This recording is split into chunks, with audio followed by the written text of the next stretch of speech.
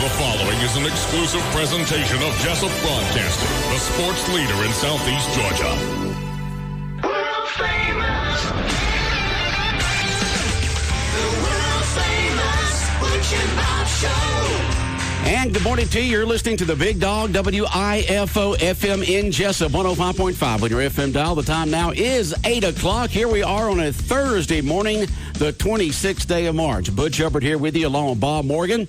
World famous Butch and Bob Show brought to you by Murphy Builder Supply, where the builders buy, located on Northeast Broad Street in downtown Jessup, right down from the Big Red Caboose, and by Nips Car Wash, located on Highway 301 South, just past McDonald's on the left. You're washing your hands a lot. Make sure you wash your car there at Nips Car Wash.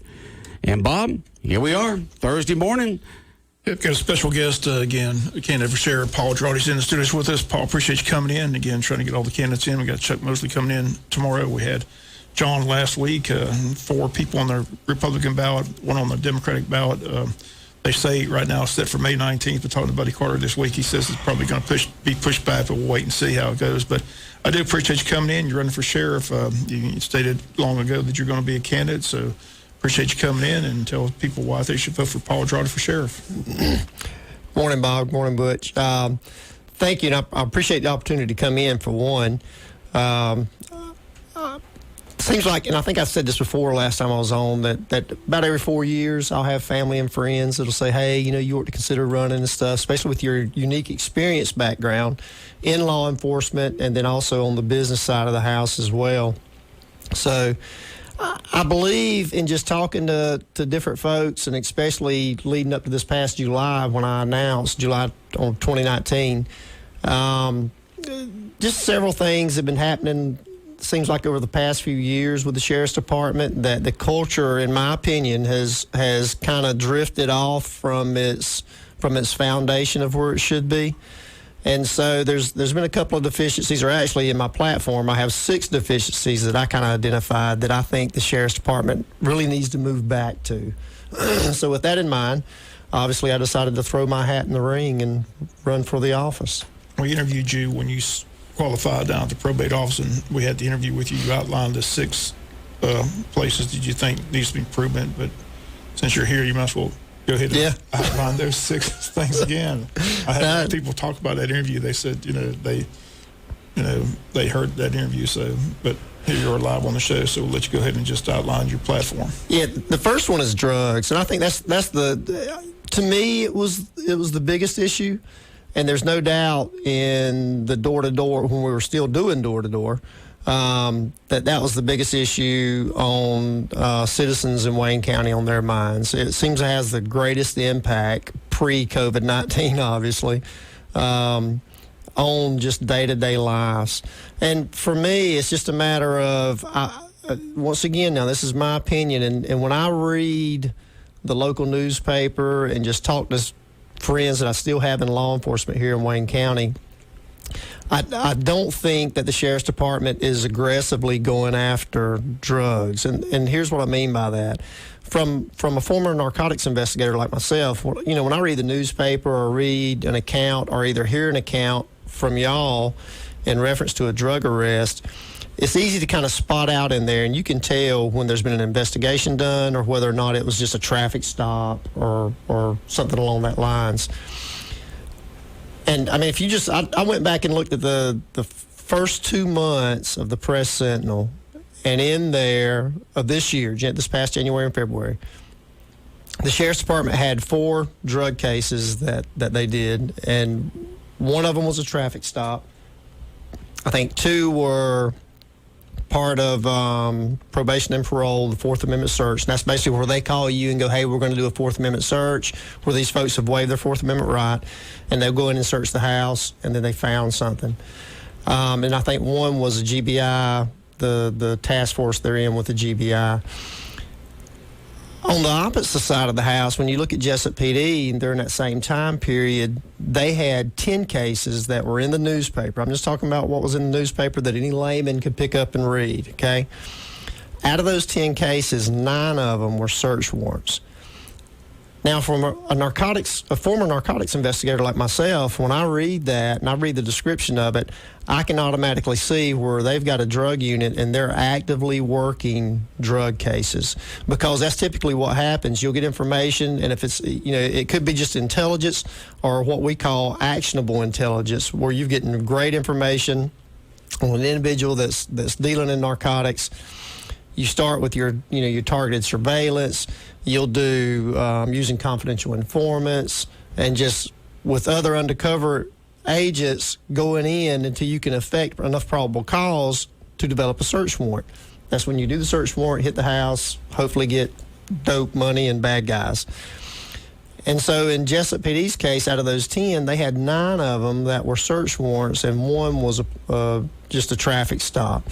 So, I mean, to me, that's a clear indication of an agency that's actually actively working the narcotic scene versus just making a traffic stop every now and then and just picking up on some dope.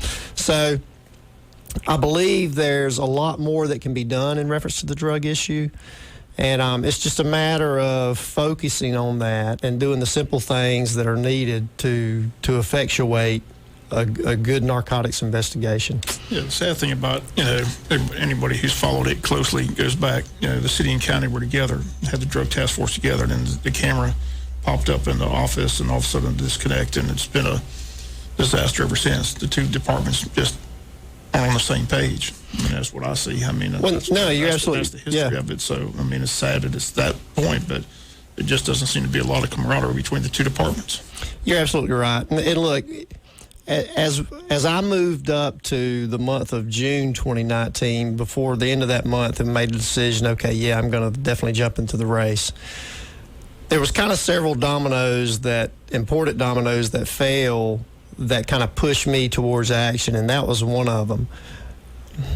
Look, I've heard the statements made around the whole camera issue. Obviously, I have my opinion on that, on who was right and who was wrong, like, everybody could form when you hear the case.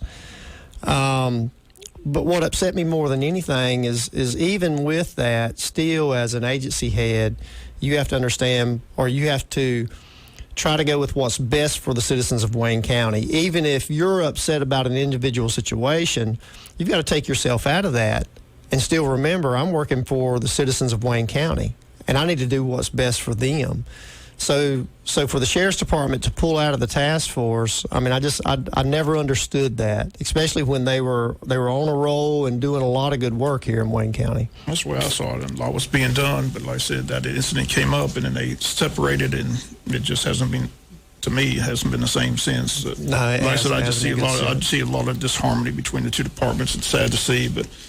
Well, and look, it is what it is, as I say all the time. Yeah, and that's one of the things I've done. I mean, early on, I was at a meeting and talked to Chief Lane, and I told him, I said, look, if I'm elected, I'm telling you, the very first day in office, one of the things I'll do the very first day in office is come to his office and request that we put that task force back together. And of course, he's more than willing to. I mean, he's ready to go. He realizes the issue. From talking to him, he realizes the issue with the city of Jessup and how they're aggressively attacking the drug problem there. But then what's happening is there was an incident probably about 6 months ago. I was talking to a lady, and she gave me some pretty good intelligence on a guy that was dealing drugs. And I said, well, have you talked to the sheriff's department? And I know this is anecdotal, but still, yeah, I talked to the sheriff's department, but they've never gotten back with me or whatever. Well, I said, wait a minute. I said, one of the houses you told me this guy was using was in the city. And she said, yeah. So I took the information to Chief Lane, and literally within 2 weeks, they did a search warrant on the guy's house, arrested him, got dope and money out of the house. Call her back. She's ecstatic. 2 months after that, I see her, and we're talking, and she goes, yeah, so-and-so's back dealing again. I said, well, if you got any information, I'll pass it along like we did last time. And her remarks to me were, well, no, he moved out into the county, so that way he don't have to deal with the city. And so now the guys just come out to him and get it.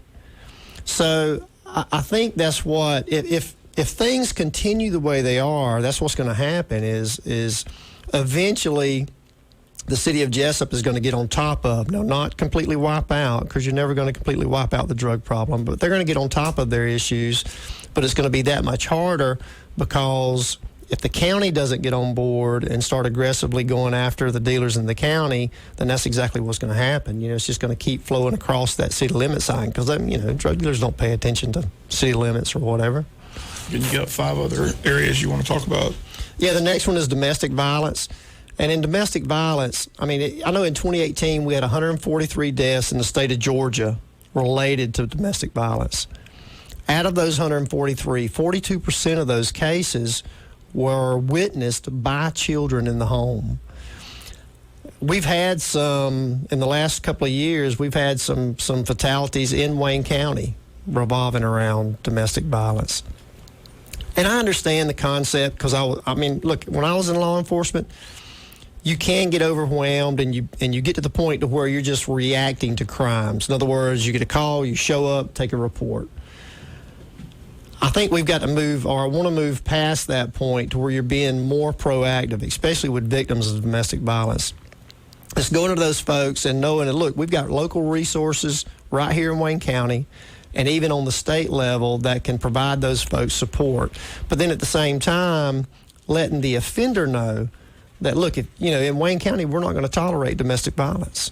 That if a deputy shows up on a 1016 domestic violence call, and the offender has absconded, you know, he's gone or whatever, there's no reason the next morning we don't have a detective or somebody to reach back out to those folks and get a hold of that guy. Not wait till the next time we have to go out there on a domestic call, but actually contact that guy or lady beforehand and say, look, you know, here's the deal. We were out here on this case. You know, we don't have enough to arrest you at this point in time, but understand that we're going to be keeping our eye on you. And then at the same time, offer him some type of counseling, or just, you know, some intermediate action that we could possibly get him help if he wants it.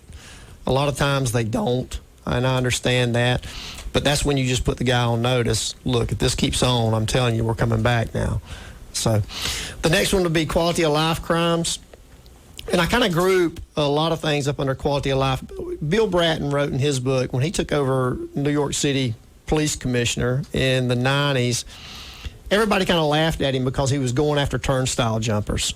You know, like you go in the subway, if you've ever been in New York or any place that has a subway and you have to go through the turnstile, he really hammered the turnstile jumpers. Everybody was like, you know, you should be going after bigger crime. But here's what he found. He found that almost 70% of those turnstile jumpers had felony warrants, or either were holding narcotics or guns.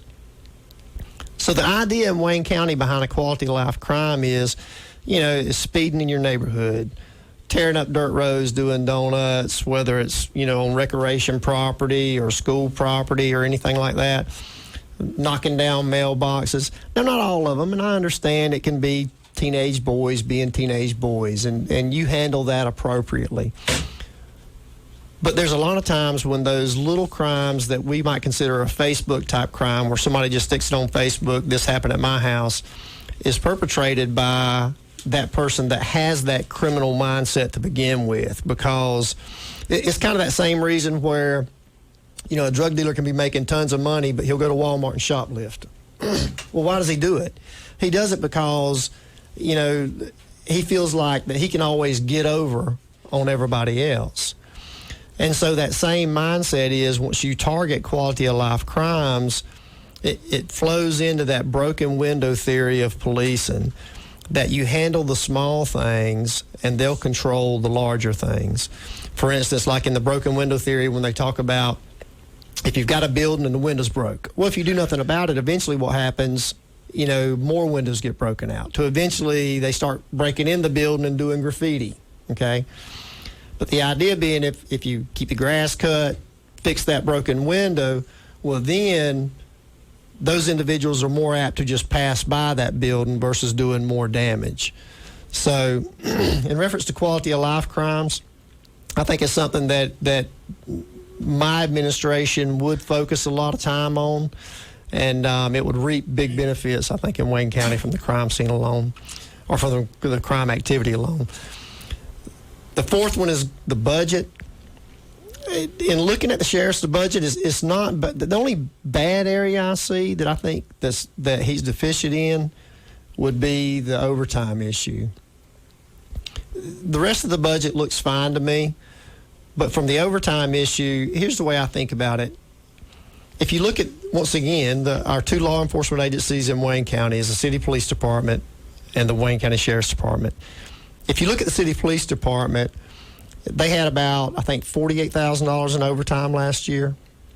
Well, Wayne County has 30,000 citizens, 10,000 are in the city limits of Jessup, 20 are in the unincorporated areas, okay? So if Jessup had 48,000, let's just say 50 for easy numbers. If Jessup had 50 in overtime, then you kind of could expect Wayne County to be double that since they have double the population. And I'm just talking about the sheriff's office now. The numbers I'm giving you, I've subtracted out the jail and the courts because obviously that's two entities that the sheriff runs that the Jessup Police Department doesn't have to worry about. So if you separate those out, you could expect the sheriff's department to possibly be around 100, 105,000 in overtime. Well, instead, I know in 2018 they were right around $350,000 in overtime. I mean, that's a large amount compared to another agency. I mean, when I did a Freedom of Information request on the budget itself for the last 3 years, and there was like 3 deputies making in 1 year as much overtime as the entire city of Jessup Police Department. So there's obviously an issue there that it needs to be tightened up. Can you do away with all overtime? Of course not. I mean, things are going to crop up and things are going to happen that you're going to have to pay guys for overtime. And I don't mind paying overtime if I've got to pay it and an officer's out there working. But I just believe that's one of the areas that the sheriff's department can tighten up on. Because, look, one agency or one department was definitely not responsible for the 5 mil increase that we got a couple of years ago. However, it's going to take all those departments to work with the county administrator and the county commissioners in order to get that budget back to a healthy point to where we can start moving forward in Wayne County. The next issue would be accountability. I am huge on accountability, and that's something I think that, I've said before in my experience in law enforcement, and then even in my private life, I ran for 2 terms, excuse me, as on the Board of Education here in Wayne County. And I don't know if y'all have seen this, but this is what I've seen, is that it seems like sometimes in Wayne County, we don't want to say things because, well, we grew up with that guy, and that's our buddy, And I think we've got to get past that, especially when you're talking about other people's money, when you're talking about citizens, taxpayers' dollars. So from the accountability standpoint, it's just simply a matter of every Monday morning having your department heads come in and just talking to them and saying, okay, look, guys, what's our crime stats look like for last week? Are we seeing any trends? So let's say we're sitting there and we had 5 cars broke into in the Shrine Club area. Okay, it's summertime, you think it might be kids or whatever. Well, the immediate response should be, so what have we done about it? It shouldn't be, because what happens going back to that, just reacting to crime, it's a matter of, when you see a crime trend start, you have immediate action that you have in place that you can start with, whether it be bait cars, undercover agents in that area or undercover units in that area, heavier patrols in that area, whatever it takes to get on top of those crime trends that you see coming. And you have to hold individuals accountable. And it's not a matter of, okay, look, that you're looking to just chop off heads, but if a department head says, if he doesn't come up with a good answer of well, we didn't do anything, well, then obviously there may be a situation where you've got the wrong people in the wrong seat on the bus that you're going down the highway in, and you've got to change some individuals around to get those right individuals in the right seat. The next one is, or my last one would be police zoning. Everywhere I've ever worked, except for here in Wayne County, when I worked with David Herron on the drug squad, patrol always rode zones. And I've never understood why Wayne County doesn't ride zones. Now, look, as a patrolman that I used to be, you really didn't like zones that much because it really confines you to one area. But once again, from a citizen's taxpayer standpoint, it's best for what it is for the citizens. From the center of Jessup to the last house out on Post Road in Wayne County, driving the speed limit is 28 minutes. So if you're running lights and siren, you could probably shave off about 8 minutes or so. But now what if all 5 officers are grouped up at an Eaton location somewhere on the other side of the county? It's 8 o'clock at night, you're getting ready for bed, somebody's banging on your door, and you're making that call to 911. Do you want that response time to be 30 minutes? Do you want it to be 15 minutes? What if it was 10 or 5 minutes? I mean, obviously, I want that shorter response time, and I think all citizens do. So if you break up the county into, let's say, 4 or maybe even 5 zones at the most, and you've got an officer and he's responsible for that zone, now, that doesn't mean he couldn't come out of the zone, because obviously, if you got a domestic call in one zone, the other officer in that zone closest to him could come over and assist. Or if they are coming into the city of Jessup or wherever to grab supper, lunch, breakfast, whatever it is, they can do that, but they're still responsible for that zone. So let's say it's the guard eye area, and you're out there off that road in Mount Pleasant. So now my response time is cut down to 10 minutes or maybe even 5 minutes. Not only that, the officer becomes more intimate with the neighborhoods themselves. So when he's riding down the road, he's like, well, that's Miss Jones's house. I know she's an elderly widow. Why is that car parked in the backyard? Or I know this house is under construction, but I've never seen them work this late. Why is that one truck up there right before dark? Things like that. And then plus the people that live in the community, they also become a little bit more familiar with the officer that's assigned to their community. So now you've got a little bit better sharing of information between the two because they feel more comfortable talking to him, letting him know, hey, here's what we've seen in the neighborhood, here's what's going on. This house down here, they've got a lot of activity late at night, and that type of information sharing. So that's the 6 issues: drugs, domestic violence, quality of life, the budget, accountability, and zoning. And I think that's the 6 areas that I've identified with the Sheriff's Department that I really feel like that needs to be changed. You mentioned your law enforcement experience. Explain to people your background in law enforcement. Bob, if you would introduce, I guess. I'm sorry. Just in case people just tuned in. So who's that talking? We got a candidate for Sheriff, Paul Drawdy, in the studios with us. Okay. But like I said, you mentioned your law enforcement experience. For those that may not be familiar with that, explain that. I was born and raised here in Wayne County, graduated in 1983 from Wayne County High. My senior year, I enlisted into the Marine Corps, and so I left right after graduation and went to Marine Corps boot camp, Parris Island. Stayed 4 years in the Marine Corps and just always, I love the Marine Corps, but I always wanted to get back to Wayne County. I guess I'm one of those home guys. I wanted to be at home. So I come back home, didn't have a clue what I wanted to do. A good friend of ours, Steve Strickland, he was with Georgia State Patrol, and he had, talked to me about getting on with them. And I said, no, I don't know about a law enforcement thing. So anyway, he said, well, look, he used to work at Glenn. He started his career out at Glenn County. He said, they're hiring, that he had heard. He said, why don't you go down there and see about getting on with them? So I went down to Glenn County PD and applied with them. They hired me. And so I started out in the patrol division like everyone does. And from there, I kind of, I moved up pretty fast through the ranks. At the time when I was there, I was one of the youngest corporals that they had ever had.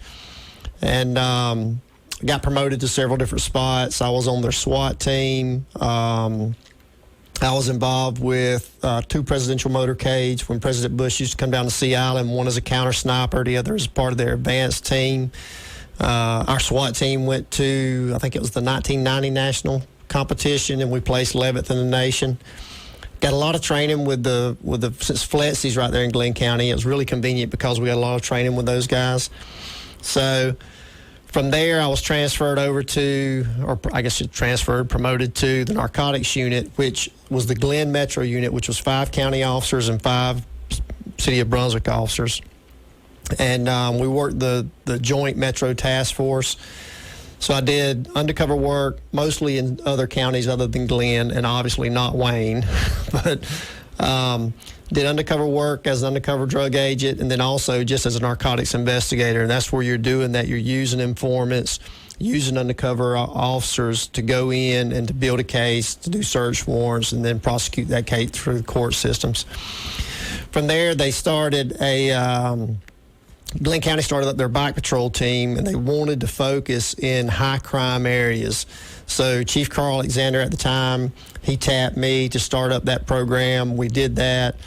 And I with a 4-man team, we literally were making 2 felony arrests every single night that we worked. So it was a huge success. During this time period, I met and married my wife, and Vicki Long, who's from Scriven. And my first few years at Glenn County, I still lived here at home, and then just, drove back into. But I'd moved down there when I met her, and we got married and moved back to Jessup. And at that point, City of Scriven was looking for a chief of police, and so a couple of those folks contacted me, and they ended up hiring me as their chief of police. I did that for about 3 years. And then my last year in law enforcement was with the Wayne County Sheriff's Department, working narcotics for them. And then I started, because I was already transitioning out of thinking, okay, look, I've always had that entrepreneurial mindset. And so I was kind of looking to do other things. And so my business partner and I, Glenn Bruton, we started buying rental property.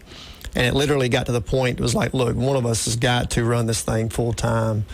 And so it was during that time period that I transitioned from law enforcement over into private business, and that's what I've been doing since. It's a campaign. I said, not sure if May 19th is going to stick, but 4 people in the race with this virus going on. I'm sure you're not going door to door. So how are you getting out and getting your message to the people of Wayne County? Are you doing it by phone, or how's that going? Well, some of it's by phone. I think what we're going to do is really ramp up, I know what we're going to do. I should even back up and say that, early on I developed a plan, because I'm a big believer in develop a plan and then work that plan. So I've been working my plan, and then all of a sudden coronavirus shows up, and it has thrown a monkey wrench in everything. I mean, I'm right now, I wear a Fitbit, and so I'm a little over, or 2 weeks ago, I was a little over 32 miles on foot, door to door. And I figured by this point in the campaign, I'd planned on being well over 50 miles of just doing nothing but door to door on foot. So that's all been canceled. I kind of had some social media planned out of when it was going to start. Well, now all of that has been moved up. And so I think that's what we're going to do, between contacting folks on the phone and then doing a lot of social media stuff, and even more than what we had planned, I think is going to be the best way from this standpoint. And you've been using radio because, we reach every home, every car, every business, every inch of Wayne County. Well, and I was going to say, and that's probably the most important part, I've already been, radio is extremely important. Now, everybody I know and travel with listens to Butch and Bob in the morning because it is the world famous show. Obviously, when sports were in, and there was, whether it be baseball or whatever, everybody I know listens to the baseball game. So, but yeah, there's no doubt that matter of fact, when Bob called me the other day about coming in this morning, I said, okay, can I talk to Jonathan about doing some advertising? As soon as we He's get ready through. for you. Yeah. So, that's it. It's going to have to be social media, you guys here on the radio, because especially now, look, that's where we're, I thought Joe Irati done an excellent job when he was in here the other day, and especially with this point of don't get your news from Facebook. Get your news from the radio. That's where your daily news source is in Wayne County. I want to go back. You mentioned the drugs. We talk about the drug issue all the time. The frustration I see is that it seems like it's a revolving door. It's not just the arrest that's made, but then they go through the court system, and you just see the constant. It's just turnaround. They arrest them, they're out. Talking to law enforcement officers over the years, that's the frustrating thing to them. They work a drug case, they think they've got a good case, they go to court, and they get a slap on the wrist, and they're back out on the street again. So if you become sheriff, how do you deal with that? That's kind of out of the sheriff's hands. No, listen, you're absolutely right. And it is frustrating. when they used to have, and I think it may still be in place. I know President Trump has done a lot of work on sentencing guidelines, but during the late 80s, early 90s, when I was working narcotics, and crack was king, is what they used to call it, and that was when it was just it really was an epidemic. It was horrific, the toll it was taking on folks' lives, and so our legislatures got involved, and they really enhanced some tough criminal laws from the standpoint of, you always heard of the 3 strikes and you're out. And look, I've been responsible in several cases where we had guys and it was their 3rd strike of selling crack cocaine, and so they ended up, going to prison for a very long time. You can argue and debate whether that's the right thing. All I can do is look at you from the law enforcement standpoint and say, if that guy's not on my street selling dope, that's a good thing. Okay, look, I know he's got family members, and I know but he really should have thought of that before he started spreading poison in my community. So here's my philosophy on what you're saying, and you're absolutely right, Bob. It is a revolving door. But my philosophy is this. We're not going to do away completely with drugs. There's no doubt about that. But what we can do is make it so hard that, let's say that person, that user who's been battling this addiction, and they wake up and they've been clean for 3 months. And it's been extremely hard because in the past they can make one phone call and it's brought to their house.